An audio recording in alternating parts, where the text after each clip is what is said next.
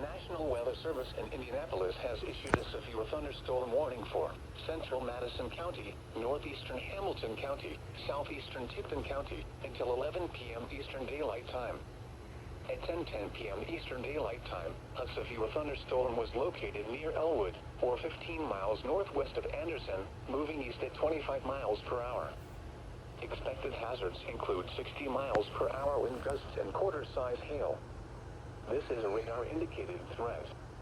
The following impacts are expected. Hail damage to vehicles is expected. Expect wind damage to roofs, siding, and trees.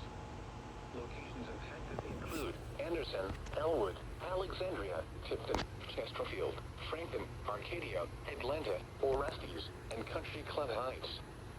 For your protection, move to an interior room on the lowest floor of a building.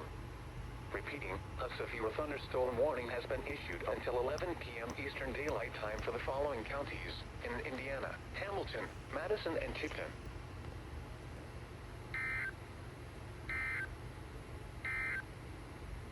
And now a look at your